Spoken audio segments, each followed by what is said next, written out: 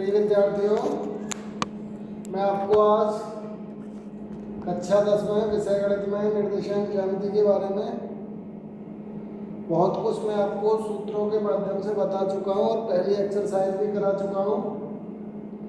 और अब आज आपको मैं एक्सरसाइज 7.2 का क्वेश्चन नंबर 7 बताता हूँ। आपके पास एक्सरसाइज है। एक्सरसाइज में क्वेश्चन नंबर 7 कहता है आपका बिंदु ए के निर्देशांक ज्ञात कीजिए जहाँ ए बी एक वृत्त का व्यास है और जिसका केंद्र 2, -3 है तथा बी के निर्देशांक 1, 4 है। तो मैंने आपको बताया था सबसे पहले एक चित्र बना लेंगे और एक चित्र बना के वृत्त के व्यास की परिभाषा से वृत्त का व्यास उस वृत्त के केंद्र से होके जाता है। किसी भी वृत्त का व्यास उस वृत्त के केंद्र से होके जाता है, हमारी परिभाषा कहती है। और व्यास के निर्देशांक दे रखे हैं, अंत बिंदुओं के निर्देशांक 2, -3, 1, 4, 2, -3 और दूसरा 1, 4। यहाँ पे आपको ये ध्यान रखना है, मैंने आपको बताया है कि किसी भी वृत्त में वृत्त के व्यास का मध्य बिंदु केंद्र होता है। अगर मैं इसको वृत्त से हटा के निर्देशांक ज्यामिति के मध्य बिंदु की परिभाषा पे आऊँ और अब अगर मैं इसको दूसरे रूप में लूँ ऐसे करके केवल व्यास को वृत्त को छोड़ दूँ तो ये हो गया मध्य बिंदु O, ये हो गया 2, -3, ये हो गया 1, 4, ये पॉइंट ए और ये पॉइंट बी। तो मैंने आपको सबसे पहले एक्सरसाइज में सूत्र बताया था, किसी रेखाखंड ए बी के मध्य बिंदु पी के निर्देशांक, यहाँ पे पी को ओ से शो किया गया है, कोई फर्क नहीं पड़ने वाला, ओ से बी से क्यू से किसी से भी शो कर दो। तो मध्य बिंदु के निर्देशांक का सूत्र होता है पी, यहाँ पी को शो किया ओ से तो मैंने लिख दिया ओ एक्स, वाई बराबर x1 + x2 2 + 1/2, y1 + y2, y1 का मान -3 और y2 का मान 4/2। यानी यहाँ पर आप मध्य बिंदु के निर्देशांक निकाल लेंगे और मध्य बिंदु के निर्देशांक निकालने के बाद में ये आपका वृत्त के केंद्र का निर्देशांक हो जाएगा। पूरा आपको करना है जो भी कुछ आता है। पूरा अगर आप और करना चाहते हैं तो इसको आप ऐसे लिख दो x, y बराबर, कहीं कहीं संकेत में हम इसको 3 लाइनों से शुरू करते हैं। 3 लाइन का मतलब होता है पहला भाग पहले भाग के बराबर, दूसरा भाग दूसरे भाग के बराबर, यानी x का मान ये हो गया और y का मान ये हो गया। ये मैं पहले कई बार आपको दे चुका। अब इसी में आता है आपका सवाल नंबर 8 है। अपने आप पढ़ेंगे कि a और b क्रमशः 2, -2 और 2, 4 है। बिंदु P के निर्देशांक ज्ञात कीजिए ताकि AP बराबर 3/7 AB। यहाँ पर दे रखा है, इस सवाल को मैं मिटाता हूँ और अब आपको सवाल नंबर आगे वाला बताता हूँ। इस सवाल के बाद में नेक्स्ट सवाल नंबर 8 थोड़ा सा बताऊंगा, शेष आपको करना है और नहीं आए तो मेरे से पूछ सकते हैं। क्वेश्चन नंबर 8 कह रहा है ये कोई बिंदु है A, B,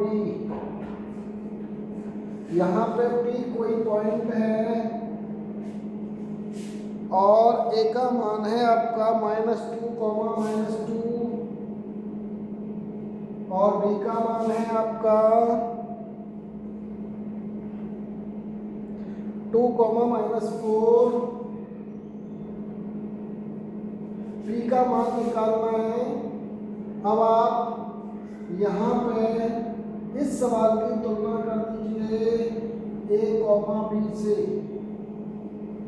ये कोई पॉइंट पी एक्स वाई, ए का मान लेते थे हम x1 y1, बी का मान लेते थे x2 y2, और ये p इस रेखाखंड को m अनुपात n के अनुपात में विभाजित करता है। इस सवाल की तुलना इस सवाल से करूं तो मेरे को दे रखा है AP बराबर 3/7 AB, AP बराबर 3/7 AB। अगर मैं इसको और आगे सरल करूं तो ये हो गया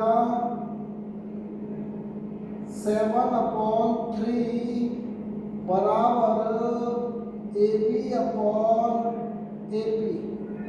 ऐसा क्यों कर रहा हूँ? ऐसा इसलिए कर रहा हूँ क्योंकि यहाँ m और n का अनुपात मेरे को नहीं पता, यहाँ दोनों का अनुपात निकालना है। यहाँ अनुपात AP/PB का दे रखा है, जबकि मेरे सूत्र में AP/PB का अनुपात होता है, यानी रेखाखंड P AP को m अनुपात n के अनुपात में विभाजित करता है। तो इसलिए मैं यहाँ पे मान निकालूंगा AP/PB का। ये अगर एक तरह से इसको मैं ऐसे लिख दूं AP/AP बराबर 7/3, यह आपके भिन्नात्मक हो गई संख्या, दोनों तरफ से एक घटा दो। घटाने का मतलब हो गया AP/AP-1 बराबर 7/3 -1। AP लघुत्तम लिया, ये हो गया AP-AP/AP इज इक्वल टू 7-3/3। अब यहाँ आइएगा AB में से AP घटा दूँ तो मिला आपको PB, ये मैंने लिख दिया PB। नीचे हो गया AP बराबर 7 में से 3 गया तो 4/3, यानी आपके पास, और इसको आप सरल करके अगर ऐसे लिख दो AP/PB, पलट दिया मैंने दोनों तरफ से, कोई फर्क नहीं पड़ेगा। AP/PB बराबर 3/4, और इसको लिख दिया मैंने AP/PB बराबर 3/4।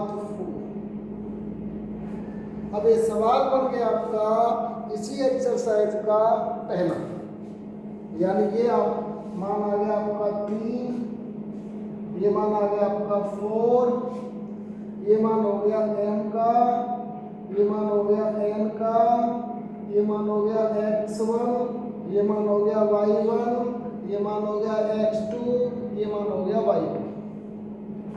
अब आप इसमें रेखाखंड AB को अंतः विभाजन करने वाले फॉर्मूले को लगा के आगे अपने आप करेंगे। इसी को आगे मैं क्वेश्चन नंबर 9 को शॉर्ट में बता देता हूँ आपको यहाँ पे ही। देखो क्वेश्चन नंबर 9, जो ना है मेरे से आराम से पूछ सकते हैं। आपको दे रखा है AB को जोड़ने वाला रेखाखंड 4 बराबर भागों में विभाजित करता है। AB 4 भागों में विभाजित कर दिया इसने, 1 2 3, यानी 1 भाग 2 भाग 3 भाग 4 भाग। सबको अगर मैं 1 1 1 1 सारे भाग बराबर हो गए। इसको मैंने लिखा P, इसको लिखा Q, इसको लिखा R। इसी टाइप का आपका एक सवाल था, अगर आपको ध्यान हो,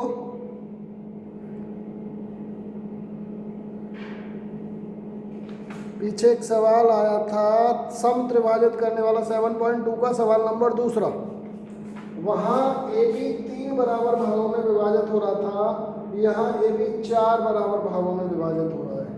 जब आप बिंदु P के लिए रहेंगे तो ये अनुपात हो जाएगा 1 और ये 1 2 3। जब आप बिंदु Q के लिए लेंगे तो 1 और 1 2, एक और एक 2, और जब आप आर के लिए लेंगे तो ये हो गया 1 2 3, यानी इधर हो गए 3 भाग और इधर हो गए 1 भाग।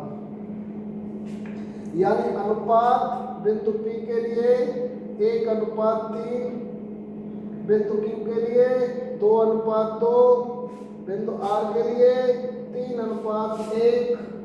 AB का मान आपको दे रखा है। पूरा सवाल अपने आप करेंगे, 3 पार्ट्स में निकलेगा। पहले P का निकालेंगे, फिर Q का, फिर R का, तीनों आंसर मिलेंगे आपको इसमें। इसके बाद लास्ट सवाल आपका दे रखा है, एक समचतुर्भुज का क्षेत्रफल ज्ञात कीजिए जिसके शीर्ष दे रखे हैं। संकेत में मैं आपको इसका चित्र बना देता हूँ। सवाल को पूरा आप अपने आप करेंगे, कैलकुलेशन करेंगे। समचतुर्भुज की परिभाषा हमारी होती है एक ऐसा चतुर्भुज जिसकी चारों भुजाएं बराबर होती हैं, उसको कहते हैं हम समचतुर्भुज।